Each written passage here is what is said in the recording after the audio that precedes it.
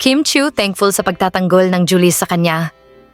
Sa recent events na nangyari kaugnay sa pagtatakip ng mukha ni Kim Chiu dahil na rin sa fake news, ay nagpadala ng suporta ang kanyang Julie's family.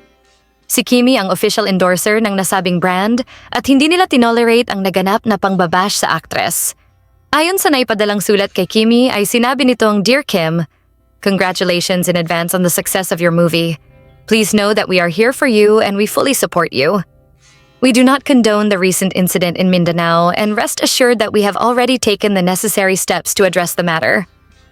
Once again, thank you for being our KA Freshness. Love, Julie's family." Ipinost nga ito ni Kim Chiu sa kanyang Instagram at sinabing, "Thank you, Julie's fam. No worries, it's a great day today, mga ka-freshness. Love you all. #accountability."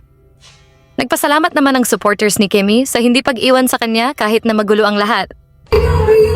Sa inyo ni Paolo. Perfect na yun. Ang aming makita. Ayaw ko talaga sabihin. Charot lang. Tulog mo na lang sa akin na wala ko. Kaya abangan na lang nila yung bagong movie namin under Star Cinema.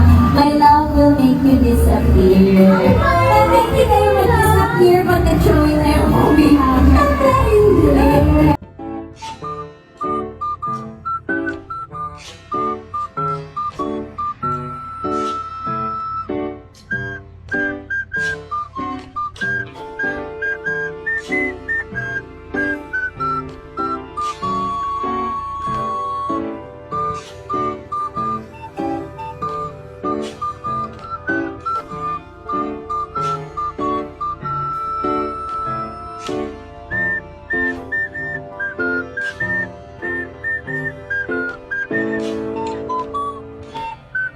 Anong masasabi ninyo sa balitang ito?